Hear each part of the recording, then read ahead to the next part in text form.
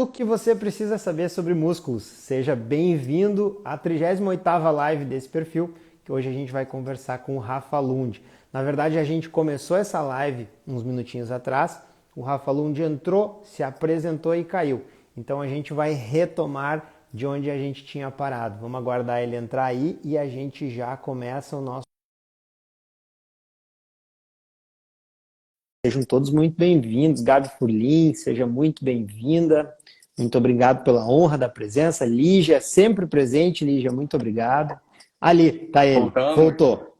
Pô, era muita pressão que você tava fazendo aí sobre mim. Só gente que eu admiro demais, uma galera muito boa, Bomeni, Souto, Sara, enfim, toda essa galera, pessoas que eu tenho extremo respeito e admiração. Muito bom, Que muito bom. legal, que legal. Fico feliz. Rafa, então, tu quer começar te apresentando para a galera, contando para a gente um pouquinho do que tu faz, quem é o Rafa Lund? Boa. Então, boa noite aí pro pessoal que tá aqui, né? É um prazer estar com vocês, é um prazer estar aqui acompanhando o Dr. William. Como ele já falou, a gente abriu rapidamente e estamos voltando agora, mas quem é Rafa Lund, né? Me formei em Educação Física, sou mestre em Ciência do Desporto, tenho o meu estúdio de treinamento que fica aqui no Rio de Janeiro, na Barra da Tijuca. É um lugar que eu sou suspeito para dizer, né? É lindo, é de frente para a praia, é um lugar incrível. A gente escolheu ali muito por essa energia, eu gosto dessa coisa, né, do ar livre, então tá ali é muito bom. Comecei a gostar. Depois que eu tive que formar a minha equipe do estúdio, eu comecei a ver que eu gostava muito de orientar outros profissionais. Aí, enfim, comecei a fazer bastante isso, orientar outros profissionais. E hoje a gente divide um pouco, né, eu divido um pouco do meu tempo entre gerenciar o estúdio, gerenciar um programa de prescrição online para quem quer fazer o nosso programa, mas não pode vir no Rio, e formação de novos profissionais. Então, essa é a nossa tríade aí, principal. Fantástico, cara, muito bom, muito bom. E, Rafa, tu sabe que tem se aproximado muito agora, nesse jeito moderno de fazer medicina, a educação física, a nutrição, a fisioterapia, do cuidado do paciente na saúde e na doença, né? E tu sabe que os pacientes que me procuram, normalmente eles não estão mais saudáveis. Eles já perderam a sua saúde, pelo menos parte dela, né? E a maioria dos pacientes tem aquelas doenças que são mais prevalentes, sobrepeso, resistência à insulina, diabetes. E com frequência eu escuto a frase deles assim: bah, doutor, ó, tu pode me dizer o que eu tenho que comer, eu vou comer, o que tu me der de remédio eu vou tomar, mas não me diz que eu tenho que ir na academia, porque eu não vou querer ir. E daí eu digo para eles: não, tu não precisa ir na academia, só se tu quiser ficar saudável, senão tu não precisa. Né? E aí, cara, normalmente a introdução que a gente faz para eu começar a tocar no ponto que eu acho que é extremamente crucial, que as pessoas enxergam a musculação como uma atividade esportiva, que no fundo não é exatamente isso, ou então como uma atividade que a gente vai lá para detalhar o corpo e ficar bonito, né? E, na verdade, isso acaba acontecendo, mas na maioria das vezes esse não é o objetivo principal da musculação. E eu costumo falar para as pessoas que desenvolver massa muscular, muito antes de ter um cunho estético, tem dois fundamentos básicos, que é melhorar a estrutura do nosso corpo, fazer com que o nosso corpo comporte melhor o seu próprio peso e sobrecarregue menos articulações, enfim, e um papel metabólico da musculatura, que é como reservatório de glicose. Então, eu acho que esses são temas que a gente pode explorar um pouquinho mais hoje. E falando sobre a questão estrutural, tu poderia falar um pouquinho para nós por que é importante a gente ter uma musculatura desenvolvida, Rafa, e o que a gente pode fazer para isso? Boa. Acho que a primeira coisa que eu queria muito salientar, né, na tua fala é que eu costumo dizer que a gente, quando fala de exercício, especialmente quando a gente fala de treino de força, a gente remete esse pensamento à academia, né? A academia tradicional, aquela onde a gente fica fazendo, né, uma série tradicional de 10 repetições, para, descansa um minuto e tal. E eu gosto de dizer que eu prefiro pensar do ponto de vista de que a gente precisa treinar o nosso músculo. E treinar o nosso músculo não necessariamente significa simplesmente ficar fechado dentro de um ambiente de academia. Por que eu digo isso? Hoje eu estava aqui pegando algumas coisas, né? Assim, para quem não acompanha o meu trabalho, eu sou um cara muito chato com ciência, com evidências científicas, e estava produzindo algumas coisas e buscando evidências para alguns aspectos. Então, o primeiro deles era qual é o engajamento em qualquer prática de treino de força, né, que a gente tem aí na literatura. Em média, houve um aumento nos últimos 20 anos. Só que esse aumento ainda reflete menos de 30% da população. Então, antes era menos de 30%. Agora, a gente está em aproximadamente 30%. Pessoas mais jovens tendem a fazer um pouquinho mais de treino de força, 40%. Pessoas mais idosas tendem a fazer menos e são as que mais precisam. Então, o primeiro ponto que eu queria chamar a atenção é a nossa live, né, até quando a gente combinou e tal, era muito focada em músculo, e esse é meu ponto. Eu quero desmistificar um pouco. Eu tenho um estúdio, eu gosto do ambiente de treino de força tradicional de academia, mas eu gosto muito da ideia de desmistificar essa ideia de que você precisa estar nesse ambiente. Quando eu dou algumas aulas, eu mostro 3 imagens. Eu mostro a imagem da Débora Seco, que é a nossa aluna lá no estúdio, agachando com uma barra nas costas, com uma carga maior do que o peso corporal dela. Ela pesa 50 e ela está com 50, 60 quilos nas costas, agachando para fazer 8, 10 repetições. Eu mostro a imagem de uma menina na praia, segurando um kettlebell e agachando. E aí, para quem é de fora, vai olhar isso e vai falar: ah, Rafa, mas isso é treinamento funcional, isso não é treinamento de força. Mas eu coloquei um kettlebell para ela bem pesado, ela está fazendo 6 a 8 repetições com muita dificuldade no ambiente de praia. Isso é treino de força. Por que eu coloquei ela para fazer isso no ambiente de praia e não dentro da academia? Eu poderia ter colocado, dá no mesmo. Porque dentro do contexto dela não fazia muito sentido. Então, quando eu prescrevo um treinamento, eu considero objetivo, necessidade e preferência. No caso dela, a preferência dela era sempre que possível não estar no ambiente de academia. A gente consegue fazer isso. Então, primeira coisa que eu queria desmistificar é: treinar o músculo não necessariamente te obriga a estar dentro de um ambiente de academia. Existem várias outras formas de você fazer isso. A academia, obviamente, é a forma mais direcionada, mais simples e mais óbvia. Mas existem várias outras formas. Então, para você que não gosta do ambiente, tenta fazer alguma outra. Vai funcionar também. Acho que essa é a primeira coisa assim, que eu queria muito salientar. Fantástico. Cara, e dentro dessa linha que tu tá falando, também tem aquela parte em que a pessoa normalmente treinou errado ao longo da sua vida, chegava numa academia, recebia uma planilhazinha ali que era igual para todo mundo, alguém apresentava os aparelhos e era isso. E aí é claro que aquilo lá se tornou uma experiência negativa, né, Rafa? É. A pessoa nunca fez um treino individualizado, voltado para ela, nunca se sentiu efetivo naquele treino, né? E não entendeu por que ela estava dentro daquela situação, daquele ambiente, fazendo aquilo. Certamente isso é um porém. Eu ainda nem respondi tua pergunta de músculo, já vou responder, mas é porque essa tua fala me lembrou de um outro caso que eu acho que vai ser legal. Né? Como a gente começou isso aqui dizendo da importância do treino de força e sabendo que muitas pessoas não estão praticando, eu gosto de abrir um pouco a nossa mente, de abrir a cabeça e falar: porra, de repente não vai ser assim, de repente pode ser de outra forma. E eu queria usar o exemplo de uma senhora chamada Miriam Lund. Para quem não percebeu, meu nome é Rafael Lund. Então, Miriam Lund é a minha mãe. Durante muito tempo, eu queria que ela fizesse exercício. Você vê, eu trabalho com isso, eu sou formado há 20 anos e não conseguia fazer minha mãe engajar num programa de exercício estruturado e organizado. E tentava levar ela na academia, dava aula para ela durante uma semana e aí depois a parada não ia certo e tudo mais.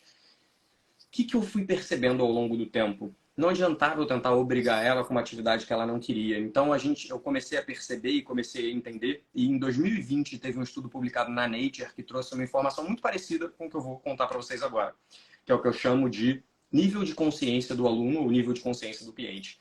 Quando a pessoa não faz nada, se você que está nos ouvindo, se você tem um pai, um amigo, um periquito que precisaria fazer exercício e não faz, é muito difícil você tirar ele do ambiente que ele está e já colocar direto para fazer algo que essa pessoa não gosta, não entende que é bom para ela. E aí, usando a história da minha mãe de novo, eu não consegui fazer ela engajar no programa de treinamento durante muito tempo. E o que ela gostava de fazer? Ela gostava de dançar. Então ela começou dançando. Que inicialmente a gente pensa: pô, não é a melhor estratégia para uma senhora que já está começando a ter osteoporose, que já está começando a ter sarcopenia e tal. Mas era o que ela gostava, era o que ela conseguia engajar. E na dança ela não perdia uma aula. Ela começou a dançar, fazia acontecer e tal. E num determinado momento, ela começou a sentir dor. Óbvio, estava acima do peso, estava com, né, a parte neuromuscular ali fraca e estava dançando, muito agitada, com o Hélio, incrível, o professor Hélio, maravilhoso, só tenho a agradecer a ele. E aí ela me chamou e falou, Rafa, ó, tô ficando com muita dor, tal, precisava fazer alguma coisa. Nesse momento eu pensei, cara, eu já sei que se eu tirar ela daqui agora e levar para um ambiente de academia, talvez ela não consiga. Então eu falei para ela, ó, vamos começar em casa, fazendo umas pranchas, né, sentar e levantar, 4 exercícios, coisas simples, né, que ela tinha, que ela podia fazer em casa 3 vezes por semana.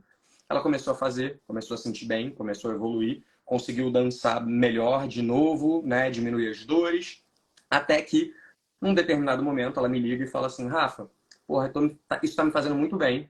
Estou sentindo muita melhora, muito positivo. Queria, né, ir agora ir no estúdio. Minha mãe mora em Ipanema, quase Copacabana. Meu estúdio é na Barra. Né? Para quem é do Rio de Janeiro sabe que é bem distante. Leva 45 minutos, né, de um lugar para o outro sem trânsito. Imagina com trânsito. E no Rio de Janeiro tem muito trânsito. E hoje em dia ela vai 3 vezes por semana, sai de Ipanema, vai até a Barra treinar.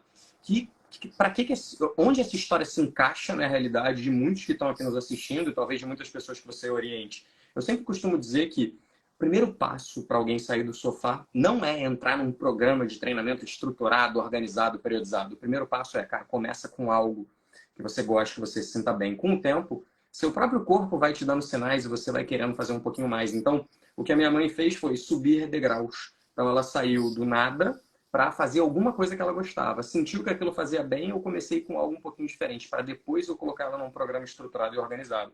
Então, ontem mesmo eu postei ela agachando, com uma barra nas costas, super bem, feliz, descendo bem, sem dor, tal, com 22 quilos a menos. Então, essa é a segunda coisa que eu queria chamar a atenção, né? Talvez você não consiga fazer o perfeito, se é que existe treino perfeito, hoje. Mas muito provavelmente, se você der o primeiro passo, que seja um passo pequeno, você vai conseguir.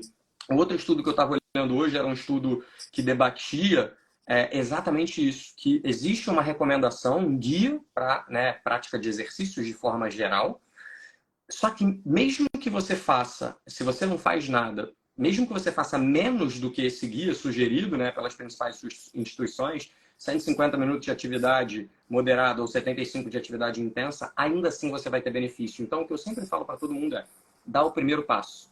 Então, eu costumo dizer que, cara, me dá a mão que eu vou te puxar inteiro para cá. Então, essa é a segunda coisa que eu queria lembrar a todo mundo que está aqui. Primeiro, Cara, talvez não pode. seja só o ambiente de academia. E segundo, cara, dá o primeiro passo que aos pouquinhos você vai dando mais. Desculpa, doutor William, fala. Não, tu me fez, não precisa me chamar de doutor, cara. Tu fez um comentário que me fez lembrar de uma paciente, visualizar uma paciente que também era uma paciente que fazia algum acompanhamento comigo, e aí ela estava insatisfeita com o peso dela, alguns marcadores laboratoriais ali um pouquinho em zonas de risco. A gente começou inicialmente uma intervenção nutricional que era o que era mais factível para ela e que era o que parecia que iria gerar um maior retorno, pelo menos naquele início, né? E aí ela evoluiu bem.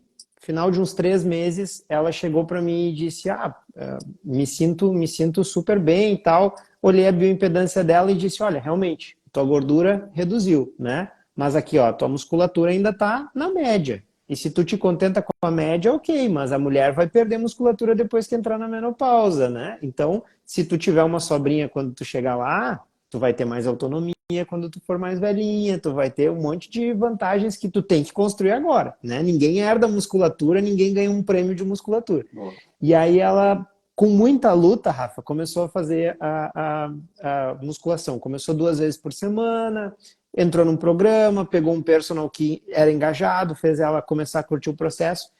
E aí a grande sacada, cara, foi que ela não foram as mudanças físicas nela que mais chamaram a atenção. Ela chegou e me disse assim: bah, eu chego com meu filho na escola, vou tirar ele da cadeirinha, e eu quase sofria com aquilo, chegava suada no trabalho de tirar o meu filho da cadeirinha e botar, agora eu faço aquilo sem. Então, a gente não treina para levantar mais peso no lugar onde a gente faz atividade física. A gente treina para se sentir melhor com o nosso corpo, né, cara? Provavelmente a tua mãe dançou melhor depois que ela começou a fazer isso. E foi isso que engajou ela para ela continuar. Então, eu achei essa sacada muito legal. Boa, exatamente isso. Assim, as pessoas relacionam o exercício, especialmente o ambiente de academia, a uma tarefa relacionada à estética.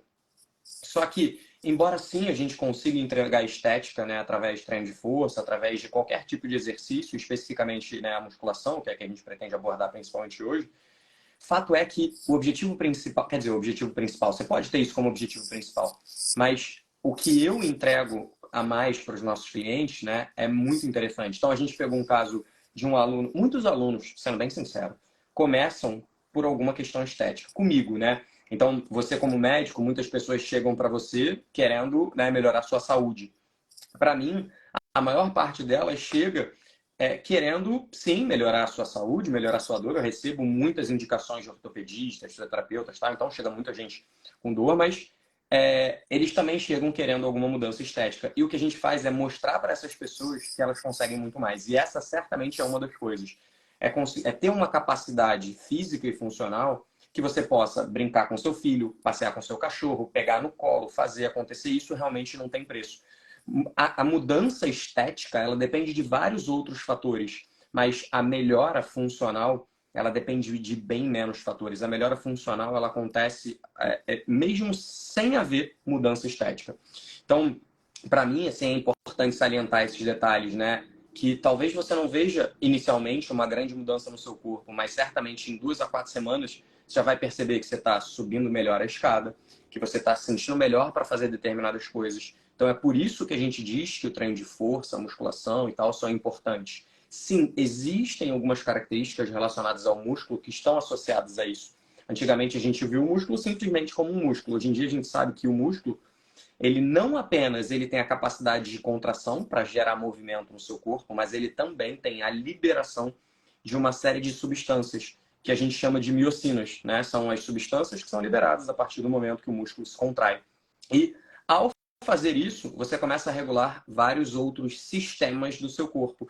Desde funções cerebrais, sim, a gente tem vários estudos mostrando que o exercício altera, né, e melhora a função cognitiva de idosos e crianças. A gente tem estudos mostrando que o exercício melhora depressão e ansiedade. A gente tem, né, estudos mostrando que o exercício melhora quase todas, inclusive tem um agora que me veio na cabeça que mostra a função do exercício em 26 das principais doenças que a gente tem, né, dos principais grupos de doenças. Então, vários tipos de câncer, vários tipos de doenças, né, psicológicas, vários tipos de doenças ortopédicas, vários tipos, né, de doenças como um geral. Então, sim, o exercício tem um papel muito importante. O que muita gente esquece é que a gente ganha músculo até aproximadamente os nossos 30 anos, em média, tá? Pegando dados de alguns estudos que estão aqui na minha frente. Meu computador está aqui para me dar uma cola.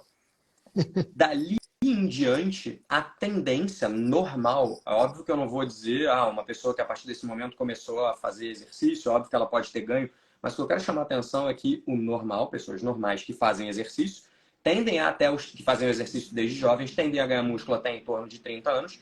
Se você faz exercício, você consegue sustentar isso até os 60, em média.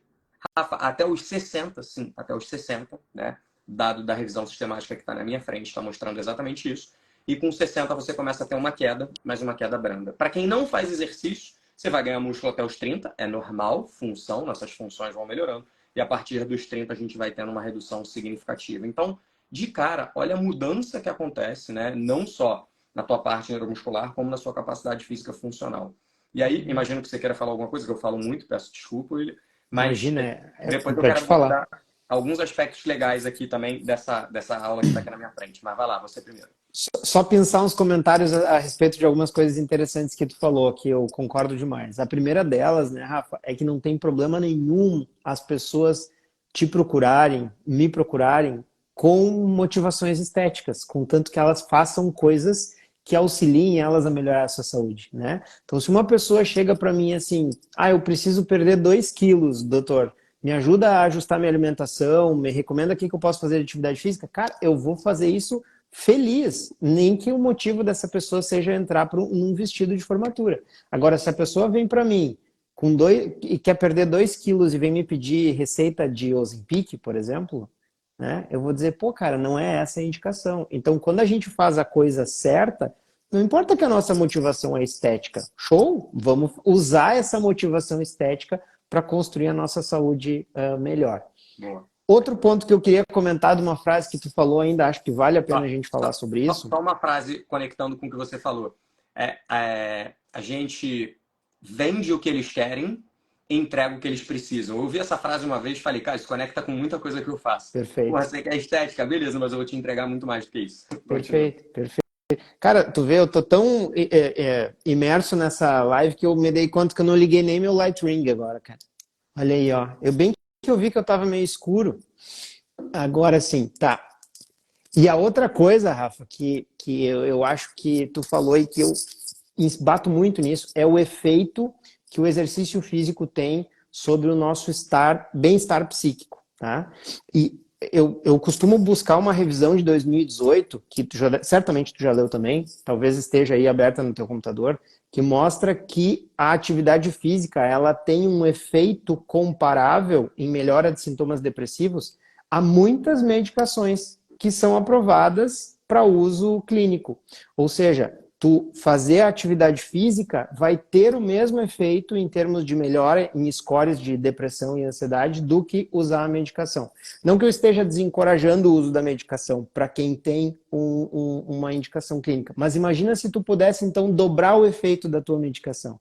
Tu pode, através da atividade física, né? Então, para pessoas que têm doenças que não são de cunho metabólico, que não têm sobrepeso, ainda assim elas vão encontrar um benefício tremendo em iniciar uma atividade física. E isso é algo que tem que ser levado em conta. A gente nem sabe os mecanismos pelos quais isso acontece, mas tem que ser levado em conta. O efeito é real. Existem dois efeitos do exercício, né? Um é agudo, ou seja, é assim que você faz, e o outro é crônico, ou seja, existe uma adaptação ao longo do tempo. De forma aguda, ou seja, no momento, na verdade, logo depois do exercício, durante o exercício, você tem a liberação de alguns hormônios que dão uma sensação de bem-estar e que, né, já de cara, geram já aquela coisa da dopamina e tudo mais, e você tem esse bem-estar e essa coisa positiva que muitas vezes já de cara minimiza aspectos relacionados à ansiedade e depressão. Do ponto de vista crônico, a gente tem outros fatores que também melhoram ao longo do tempo, desde questões inflamatórias, desde, né, de neurotransmissores e tal, que são bastante importantes. Então, existem dois pontos. Um, quando você faz exercício, e dois, as adaptações que acontecem no exercício ao longo do tempo. Teve uma questão aqui que eu estou vendo que a galera até está comentando, que eu queria lembrar e que talvez eu tenha me colocado mal, então peço desculpa para quem está nos ouvindo. A pergunta foi: então quer dizer que a partir dos 60 já não vale mais a pena fazer exercício? Não, gente, acho que eu fui mal compreendido.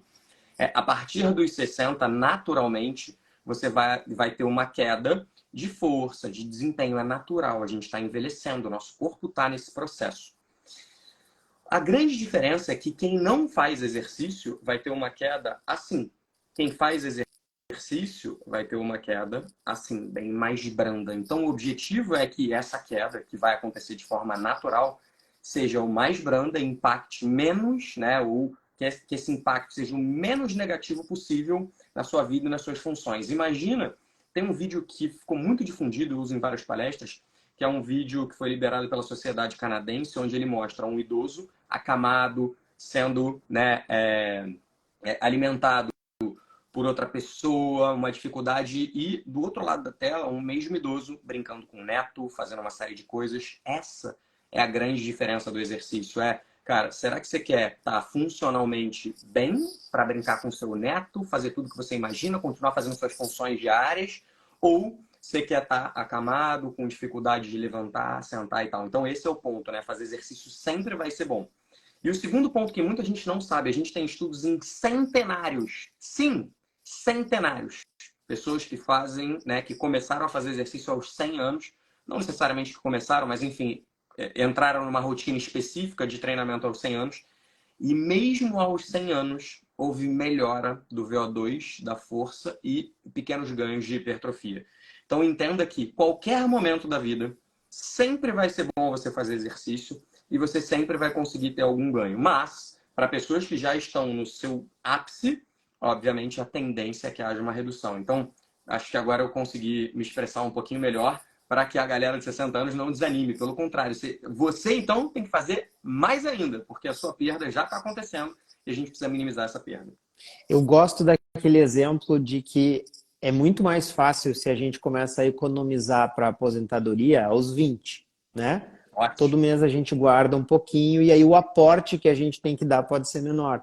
Agora, se lá nos 55, 60 a gente se dá conta que depois dos 70 talvez a gente não consiga trabalhar com a mesma eficiência e a gente precisa começar a guardar dinheiro, Bom, aí sim significa que a gente tem que guardar mais dinheiro por mês, né? Então, talvez uma pessoa que chega ali aos 40, 50 e nunca teve uma rotina de construção de musculatura, como tu falou, essa pessoa, na verdade, ela tem que se dedicar ainda mais, né, Rafa? Porque ela tá para trás e músculo, infelizmente, não é exatamente igual uma poupança, porque a gente nunca vai ganhar uma herança e fazer um depósito grande de músculo, a gente nunca vai ganhar músculo de ninguém, né? Dinheiro a gente pode ganhar das outras pessoas. Então, depende do nosso aporte constante. Então, quanto antes a gente começar, melhor. Uma característica que tu falou de aumento de VO2, né? VO2 é um marcador de saúde que se correlaciona com mortalidade com a mesma intensidade do que o tabagismo, por exemplo. Né? Existe um trabalho bem conhecido que foi publicado no JAMA, acho que no ano de 2018, uma revisão que mostrava a correlação entre o VO2, eles dividiram em 5 grupos, que seria o mais baixo VO2 até o VO2 de elite, pelos percentis, e a mortalidade geral em 10 anos. E a mortalidade do grupo que tinha um VO2 baixo, comparado quanto aos que tinham o VO2 na média, era a mesma diferença de mortalidade que se observa entre tabagistas e não tabagistas. Então, olha o tamanho do efeito do condicionamento físico na sobrevivência das pessoas, né? Então, são coisas realmente muito, muito, muito importantes. E quem sabe, Rafa, para a gente seguir nessa onda aí, eu já vi que a gente nem precisa pauta, né, cara? Os dois são conversadores, então a gente pode ficar aí.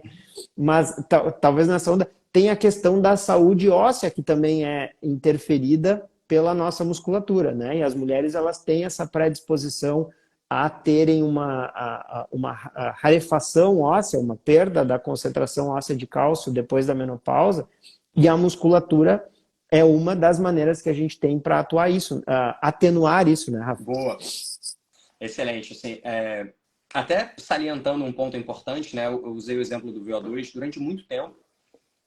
A VO2 é a capacidade cardiorrespiratória, né? Para quem de repente não entendeu o termo técnico. Durante muito tempo, a gente via os principais guidelines se preocuparem muito com essa variável, condicionamento cardiorrespiratório. E óbvio que ela é extremamente importante, mas cada vez mais a gente tem visto estudos e publicações mostrando que, pegando o mesmo exemplo que você, revisão sistemática publicada no ano passado, mostrando que a força também é um grande preditor de mortalidade. Então, sim, pessoas mais fortes tendem a morrer mais tarde. Olha que loucura. Então, quanto mais forte você é, maior a sua longevidade ao longo do tempo. Então, a gente tem visto cada vez mais estudos mostrando isso. E esse é um ponto que eu gosto sempre de chamar atenção. Aproveitando que eu esqueci a sua pergunta, eu vou mostrar um negócio que está aqui na minha frente, que eu acho que vai ser legal para quem está nos acompanhando também. Como é que eu viro essa câmera? Aqui. Aqui. Aqui. Pronto. Então, opa, virei, desvirei. Tá aparecendo aí? Não, né? Porra, Voltou a aparecer tu. Eu acho que tu tem que virar e dar um tempinho. Aí, aí. agora sim. É isso aqui que eu queria mostrar, né? Esse aqui é uma revisão, é uma publicação, na verdade, uma revisão falando um pouco dos efeitos da miocina, né? Que era aquilo que a gente comentou. E olha a quantidade de órgãos, né? Que são afetados pelo simples trabalho muscular. Então, a gente tem questões endoteliais, a gente tem questões ósseas, lembrei qual era a questão. Questões hepáticas, pâncreas, insulina. Alguém que perguntou de resistência à insulina. Então, o músculo, ao ser contraído, ele afeta diversos outros tecidos através das suas miocinas, né? Algumas delas já foram extremamente estudadas, a interleucina 6, enfim, alguns fatores de transcrição foram extremamente estudados. Mas indo para o ponto específico da parte óssea, que é, né, algo que acontece com muita frequência à medida que as mulheres entram no período ali da menopausa, pela queda do estrogênio e tudo mais, o que muita gente não entende é que não é só não é só o músculo que faz você atenuar os efeitos da menopausa. É o trabalho neuromuscular, né? Ao você realizar a contração muscular, estimula osteoblastos, estimula uma série de fatores de transcrição que afetam diretamente e melhoram diretamente a capacidade de construção óssea. Então, o nosso osso ele não é estático, ele está aqui pronto e nada acontece. Não. Tudo no nosso corpo, ele está sempre construindo e degradando, construindo e degradando, construindo e degradando. O nosso músculo, ele tem síntese e degradação, né? Síntese e breakdown.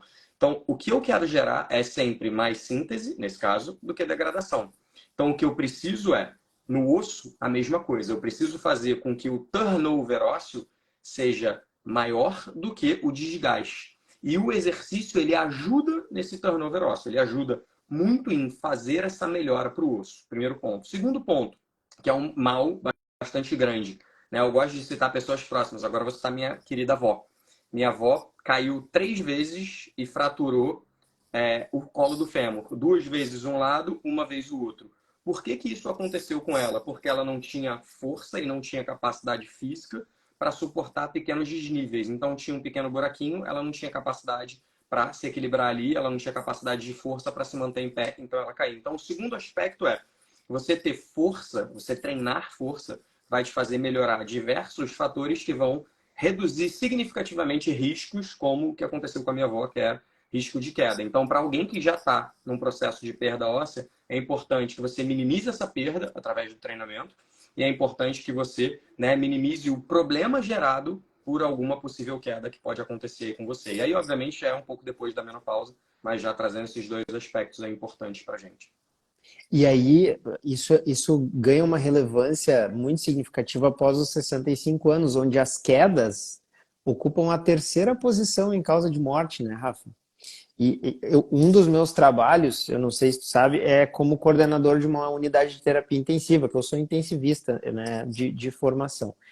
E eu costumo mostrar para a galera que é minha responsabilidade preencher a justificativa pela qual os pacientes estão lá dentro da UTI, sendo atendidos, né? Então eu tenho que toda vez justificar para o município, o estado, quem está pagando por aquela internação, por que que aquele paciente internou. E, cara, toda semana estou eu preenchendo lá. Queda, fratura do colo do fêmur, fragilidade. Então, não é uma situação ortopédica simples. Uma queda, né, desencadeada por uma instabilidade de marcha, por uma baixa densidade muscular de membros inferiores, ela é um evento catastrófico na vida de um idoso. Inclusive com estatísticas mostrando que uma pessoa que após os 65 anos tem uma fratura de membros inferiores, ela tem uma chance de 40% de falecer no próximo ano. Porque normalmente a imobilidade dessa pessoa vai levar a outras complicações, como pneumonia, como embolia, trombose. Então é uma coisa muito séria, né? E infelizmente isso é uma construção que a gente tem que vir fazendo, né? Então realmente esse treinamento de membros inferiores, além desse estímulo ósseo que tu falou, foi muito bem lembrado por ti, que esse treinamento vai fazer com que a musculatura dê estabilidade à marcha e até equilíbrio, porque o treinamento de força gera equilíbrio também e a pessoa consiga se defender de uma queda, né, Rafa? Muitas pessoas acham que para eu melhorar o meu equilíbrio estrutural, basta eu ficar fazendo exercícios em plataformas instáveis. O que é uma meia-verdade. Não que seja completamente errado, mas em muitos casos, o equilíbrio também está relacionado a uma falta de força de determinados mecanismos. Então, ao treinar, você também melhora o equilíbrio. Outra coisa que muita gente esquece, a mobilidade, né? Mobilidade no sentido de flexibilidade, né? A valência flexibilidade, ela também é importante. E aí, de novo, muita gente acha que se eu quero melhorar a minha flexibilidade, eu vou ficar fazendo só exercícios de alongamento. O que, de novo, é uma meia-verdade. Não que alongamento seja ruim, mas o próprio treino de força, ele vai te colocar em posições de aumento de arco de movimento de forma funcional, que vão gerar alterações estruturais mais importantes do que um alongamento estático. De novo, não estou desmerecendo o alongamento estático. Sempre é melhor fazer alguma coisa do que nada. Existem vários momentos para se colocar, mas fato é que uma pessoa que treina força dentro da componente neuromuscular, ela está muito bem organizada e estruturada. E entenda neuromuscular por tudo isso que a gente está falando, né? Que é desde características relacionadas à parte neuro, equilíbrio, propriocepção, até a parte muscular de força, tendão, tendinhas. Então, é muito interessante que a gente consiga, de alguma maneira, olhar para esses aspectos e levar isso à frente. De novo, trazendo o que eu falei logo no início. Talvez hoje, para você, seja muito difícil iniciar dessa forma, iniciar com alguma coisa, mas saiba que isso é muito importante. Pensar no seu músculo é muito importante. Às vezes, quando a pessoa sai de uma situação muito distante da ideal, né, quando ela tenta vislumbrar todos esses aspectos que vão ser trabalhados, talvez pareça uma coisa inalcançável. E aí, realmente, escolher uma coisa na qual a pessoa seja boa, né? É uma âncora para que a pessoa se sinta motivada a começar e aí comece a trilhar esse caminho. Agora, é importante salientar que para as pessoas que têm condição, é muito importante a avaliação de um profissional de educação física, como a gente está falando agora, para justamente detectar quais são as fragilidades, né, Rafa? Porque com certeza uma pessoa que for chegar para ti lá no teu estúdio e tu notar que essa pessoa, talvez a principal dificuldade seja equilíbrio, não é uma pessoa que tu vai necessariamente iniciar com peso livre, por exemplo, né? Uma pessoa que tu detecta que daqui um pouco a mobilidade é um problema para ela, vai, né? Então, muitas vezes, quando a gente quer começar por alguma coisa, pode acontecer da gente começar pela coisa errada. Então, o que acontece muito frequente no meu consultório são pacientes que estão com sobrepeso e eles, na angústia de se ajudar, eles decidem, não, eu vou começar a correr. E aí começa a correr, impacto no joelho, lesão no joelho, obrigatoriamente sedentário por um período de tempo. Isso é a pior coisa que pode acontecer com uma pessoa que está querendo melhorar a sua saúde. Então, é legal a questão de iniciar por algum lugar, mas as pessoas que têm condições e podem fazer uma avaliação para tentar ver qual é o caminho para construir isso de forma mais segura é uma coisa super importante, né? Porra, excelente posicionamento, assim, né? Você vê como o nosso viés é interessante, né? Você, como um viés de intensivista e médico, você recebe provavelmente muitas pessoas que acabam fazendo o que eu gosto de chamar de too much, too soon. Porque tudo é uma questão de até onde o seu corpo aguenta. Eu chamo isso de capacidade e demanda. Então, vamos usar o exemplo de uma pessoa que me mandou mensagem no Instagram, isso já tem um tempo. Até encontrei depois ela numa palestra, foi bem engraçado. Mas ela me mandou mensagem no Instagram falando o seguinte: Rafa, eu estou num momento da minha vida em que está muito difícil, tanto financeiramente quanto por questões de tempo, eu ir para uma academia, fazer um treino e tal. Então eu resolvi caminhar aqui em volta da minha casa, achando que isso seria bom, mas eu estou sentindo dor no joelho. Eu faço 30 minutos e sinto dor no joelho. Eu falei, olha, vamos fazer o seguinte. Você sente dor quando você chega em 30 minutos, certo? Ela certo. Eu falei, então eu queria fazer um desafio com você. O desafio você vai começar caminhando 10 minutos. Primeiro dia você vai caminhar só 10 minutos. Vai sair de casa, vai caminhar 10 minutos e vai voltar. Segundo dia você vai caminhar 11. Terceiro dia você vai caminhar 12. Quarto dia você vai caminhar 13. E assim por diante, até chegar nos 30. 20 dias depois, na verdade um pouco mais, porque ela não caminhou todos os dias, ela me mandou mensagem: Rafa, consegui fazer 30 e não senti dor. Eu falei, ó, tá vendo? Tudo é uma questão de se preparar para fazer aquilo que você quer. Então, muitas vezes, o que a gente precisa é ajustar a sua capacidade para que a demanda imposta não te gere nenhum tipo de problema. É óbvio que, né, se você tiver condição de ter um profissional para te orientar, é claro que isso vai ser completamente diferente e vai ser sempre bem melhor. Mas eu entendo que a gente vive num país em que talvez nem todo mundo tenha acesso a um profissional de qualidade de forma individual. E talvez seja esse um dos principais incentivadores, né, da gente estar aqui hoje, que é a gente tentar passar conteúdo, né, de qualidade para pessoas que talvez não tivessem acesso ou que não têm proximidade. Você está no Sul, pelo que eu vi, né, Rio Grande do Sul, Rio Grande do Sul. e eu estou aqui no Rio de Janeiro, talvez tenha uma pessoa de Brasília, talvez tenha uma pessoa de fora do Brasil querendo ter acesso àquilo que a gente sabe, que a gente prega com os nossos clientes, e aqui a gente consegue fazer isso. Tem pessoas que talvez não tenham condição financeira para pagar a sua consulta ou o meu treino, mas aqui a gente consegue. Então isso é que é legal, a gente entende que a gente vive num mundo em que talvez nem todo mundo tenha acesso. Colocar isso para fora é importante. Então, primeira coisa, né, que eu sempre digo é ajustar a capacidade de demanda. De novo, se você tiver uma orientação é melhor, mas se você for começar, começa com pouco, né? O William lembrou muito bem que às vezes as pessoas acabam começando não bem orientadas e, como consequência, acabam se machucando. E eu costumo dizer que quando isso acontece é a pior coisa que pode acontecer. Porque quando você começa a fazer exercício e se machuca, sente uma dor, você vai colocar a culpa no exercício. E aí você vai parar. E ao parar, essa sua dor aguda, ela também vai cessar. Então você vai pensar, porra, eu fazer exercício e sentir dor. Só que o que você não sabe é que, do ponto de vista prático, qualquer exercício é melhor do que nenhum, mesmo para quem tem dor. Então a gente tem várias revisões sistemáticas e meta-análises mostrando exatamente isso. É óbvio que o treino orientado, organizado, só que como você errou na dose, fez too much, too soon, você acabou se lesionando. E como consequência, você começa a colocar a culpa no exercício. Então essas coisas criam um ambiente muito negativo para o exercício. E o que, né, de novo, o que a gente está tentando fazer aqui é te mostrar princípios para que você possa seguir. E se você puder ter uma orientação adequada comigo, com o William ou com um profissional que está aí próximo de você, melhor ainda, certamente. Muito boa lembrança, William. Fora, cara, que tu falando agora, eu me dei conta de uma outra questão, que é quando a pessoa começa, eu gostei dessa tua expressão, too much too soon, ela vai vincular aquela prática a uma sensação negativa, seja dor, seja estafa, seja exaustão, né?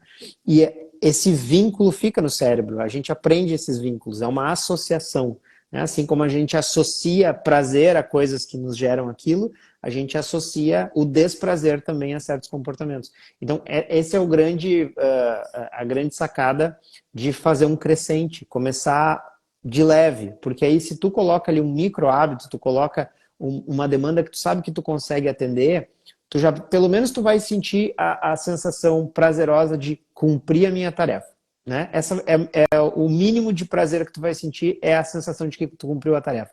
E aí tu vai estar mais motivado a persistir nisso. Muito bom. Rafa? Esse é um ponto legal também, né? Desculpa, eu falo pra caramba, William. Não, pode falar, Mas esse pode é um falar. ponto legal também. Quando você falou isso, eu me lembrei de um aspecto interessante. Que sim, para algumas pessoas é difícil dar o começo, às vezes começar com pouco é a melhor opção, mas realmente tem muita gente que resolve mudar de vida depois de 10 anos, 20 anos sedentário e quer fazer muita coisa de uma vez. Esse é um erro que eu pego com muita frequência. A pessoa fala, não, tô há 10 anos sem fazer nada, ganhei peso, tô sem saúde, agora quero começar a malhar todos os dias. Aí eu falo, cara, calma, vamos começar com 3 vezes por semana. Por quê? Se você começar malhando todos os dias, especialmente quando eu oriento, quando eu não oriento, ainda é mais complicado. Mas, especialmente quando eu oriento, eu tenho a oportunidade de falar para essa pessoa, calma, vamos começar com 3 vezes por semana. Você está saindo do 0 e você não pode ir direto para o 10. A gente tem que ir ganhando degrau a degrau, degrau a degrau. Só que um erro bastante comum é exatamente esse. Não, quero mudar de vida, então vou começar a malhar todos os dias, passar horas na academia, fazer 1 milhão de coisas e aí de novo, né? A sua capacidade atual, ela não está preparada para a demanda que você está impondo. Então, sim, passo a passo é fundamental e realmente, de novo aqui, só reforçando, né, a tua fala que às vezes o erro é querer fazer muito, muito cedo. Essa questão de respeitar as fases, respeitar as etapas, é uma coisa muito importante na atividade física, também é importante na hora da gente tentar reajustar a alimentação, também é importante na hora da gente ajustar a medicação. A gente precisa entender que se a gente consegue gerar um foco maior num determinado problema, tende a ser mais fácil resolver aquele problema do que a gente dividir demais, né, o foco que a gente tem. Rafa, passando para o segundo tópico, então, essa é a parte que eu sou completamente apaixonado, queria que a gente tivesse uma hora para falar só sobre isso, que é o papel metabólico da musculatura, tá, cara? O papel do músculo como um órgão metabólico. Eu gostaria que tu falasse um pouquinho mais sobre isso, o que tu estuda sobre esse assunto, o que tu encontra nos teus pacientes, nos teus alunos, aí, o que tu percebe neles, como é que isso se comporta dentro do teu estúdio. Depois eu te conto como é que é no consultório. Boa. É engraçado, assim, né? Eu, quando faço as minhas análises e tal, estudos, inclusive foi um aprendizado muito grande com o Souto e com o Dr. José Neto. Eu comecei a ter um olhar muito focado no desfecho. Então, o que eu busco é um desfecho clínico, um desfecho menos substituto. Então, muitas vezes, o que eu quero saber é o seguinte, vou dar um exemplo. Meu aluno tem diabetes, meu aluno tem síndrome metabólica, meu aluno tem resistência à insulina. Beleza. Que tipo de exercício eu posso fazer para que o desfecho seja, eu quero que ele use menos insulina, eu quero perceber que houve uma melhora, por exemplo, nos índices de glicose e assim por diante.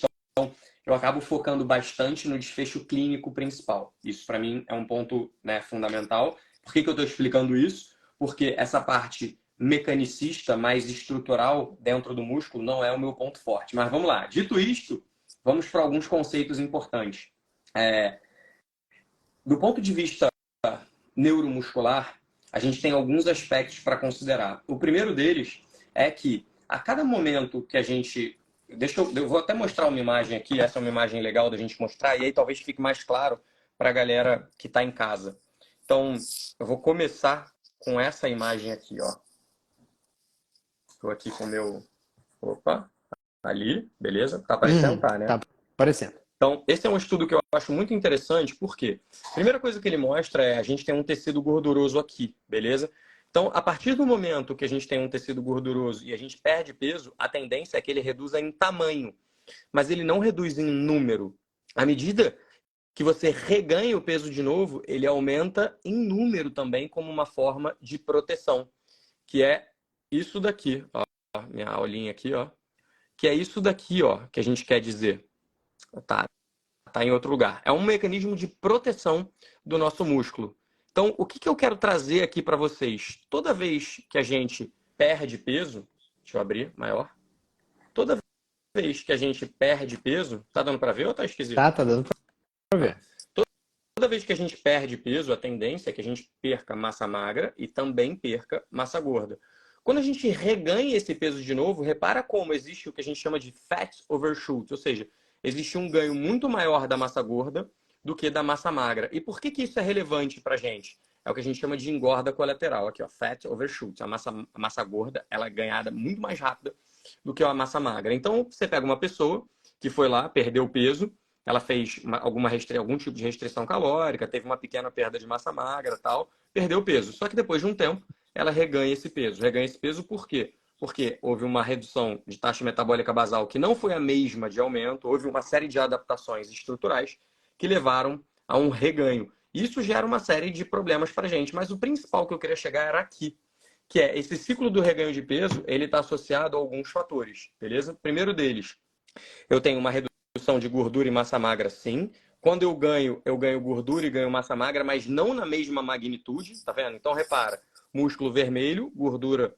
tá em amarelo. Aí eu desisto do processo, é normal, depois de um tempo, a gente interromper o processo, eu tenho um reganho, perda, reganho, perda, reganho. E no final, o que eu tenho é uma massa gorda maior e uma massa magra menor do que no início do programa, o que nos leva a isso aqui, que é, eu tenho vários ciclos de reganho de peso, gerando uma maior possibilidade de desenvolver sarcopenia. Beleza, agora sim, dito isso, eu volto para cá. Cara, o que a gente sabe, né? É que ao longo do tempo você vai ter uma perda de músculo e essa perda de músculo está associada a vários fatores. Quando você tem uma contração muscular, você não está só gerando um deslizamento entre actina e miosina, você está gerando uma série de outros fatores que vão estar associados a isso. E é esse o ponto que, né, o William queria falar da parte metabólica. A gente pensa que o músculo é só uma contração, mas não. Dentro do músculo, eu tenho armazenamento de gordura, eu tenho armazenamento de glicogênio, eu tenho armazenamento de uma série de outros aspectos, e eles estão relacionados a processos que também vão interferir na gordura e que também geram inflamação. Então, minha grande preocupação, de novo, né, não é pensar em qual é o mecanismo que vai estar acontecendo lá dentro. A minha preocupação é que tipo de exercício ou de treinamento ou de demanda ou de estímulo eu preciso dar para o meu aluno para que a resistência à insulina dele diminua, para que, enfim, a inflamação diminua. E é aí que muita gente se engana. As pessoas pensam assim, Rafa, para fazer isso, só a dieta adianta. Cara, é óbvio que dieta tem um papel importante ao longo do processo, especialmente quando a gente pensa em redução de gordura.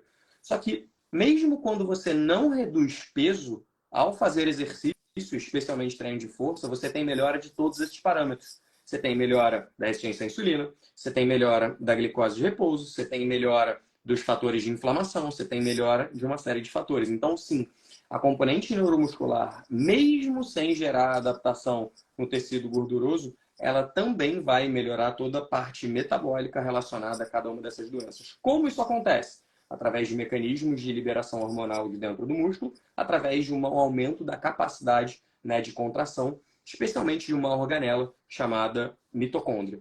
Ela é uma das que a gente mais tem estudado ao longo do tempo para entender adaptações metabólicas. A mitocôndria é a principal organela responsável por respiração celular, melhora de processos de regeneração e tudo mais. Então, dentro do treinamento, muitas vezes o que a gente quer é pensar nessas questões. E uma coisa muito interessante que eu discuto com frequência com os meus pacientes diabéticos é que se a gente fosse pegar, por exemplo, o Rafa agora e dosar a glicose dele, provavelmente a glicose dele estaria em torno de uns 80, 90 ali, vamos dizer, né? Se a gente pegasse e drenasse todos os 5 litros de sangue que circulam ali no Rafa e isolasse o açúcar presente nesse sangue para esses 80, 90 de glicemia, isso corresponderia mais ou menos a 4 gramas de açúcar, né? Então, 4 gramas de açúcar é uma colher de chá de açúcar. Pô, mas o Rafa certamente come mais carboidrato que uma colher de chá de açúcar, né? Para onde que vai esse carboidrato? Aí que é uma grande questão muito importante que vai totalmente de acordo com isso que o Rafa falou.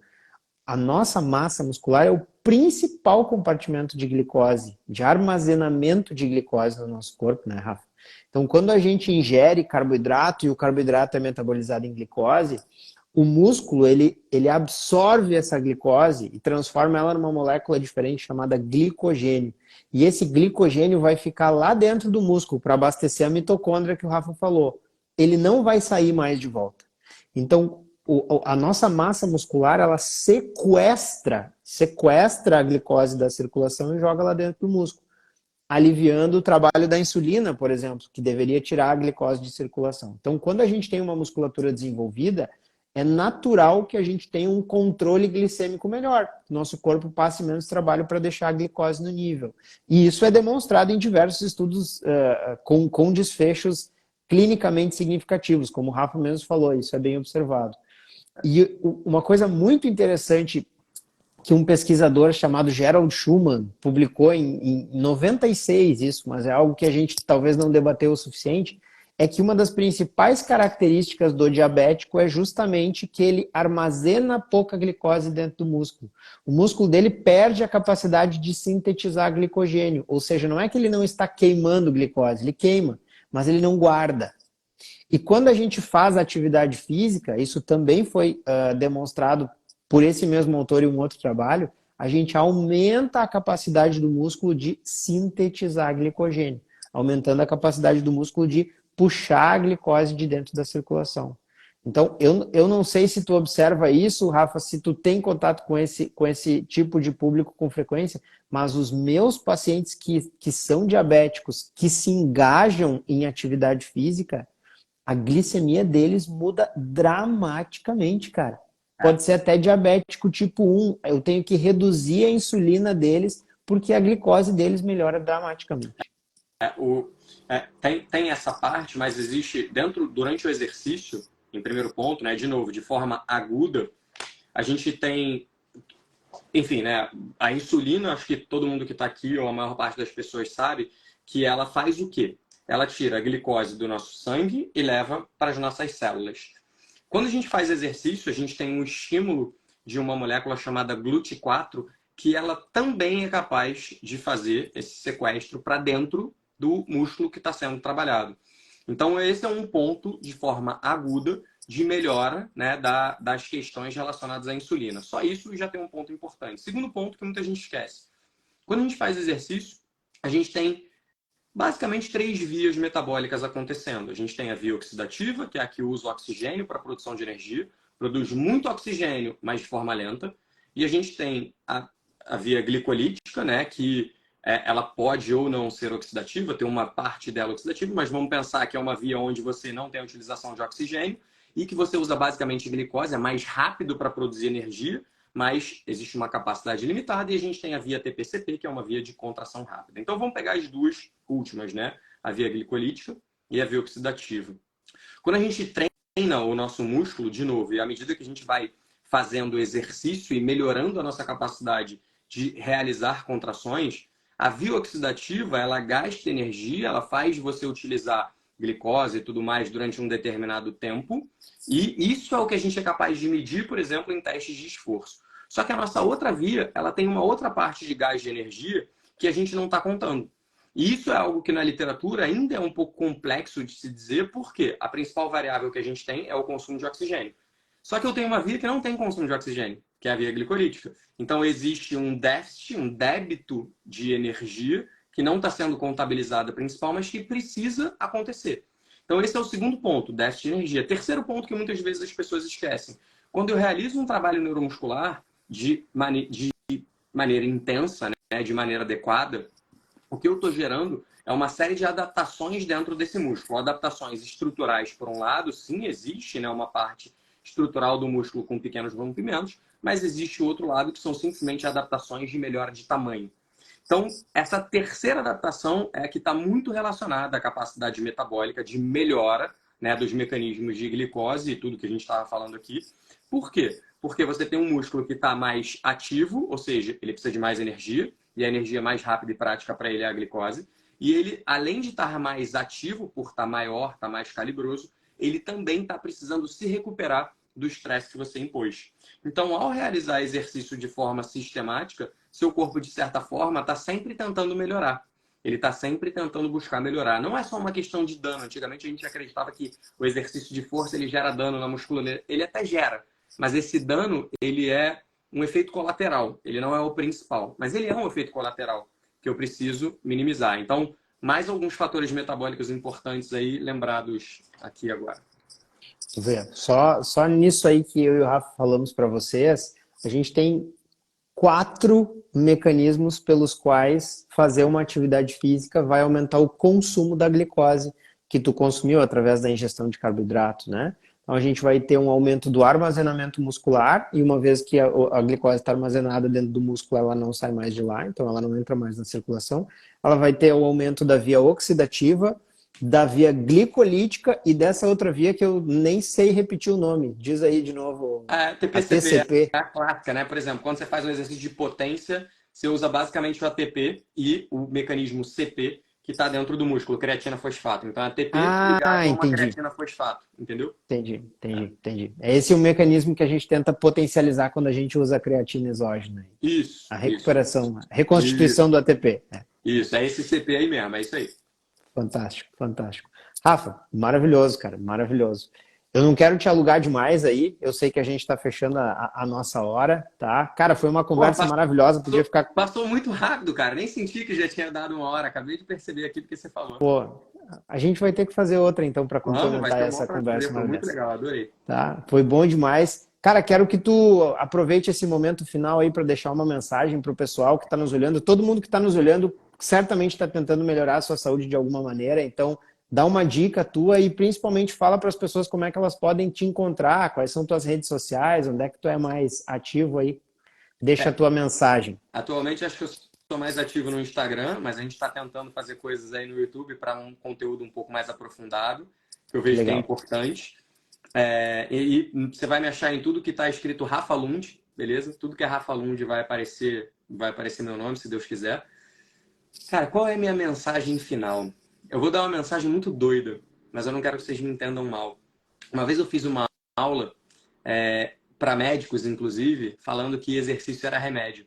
E aí um profissional de educação física muito querido, o Igor Conterato, ele falou assim, Rafa, não fala que exercício é remédio.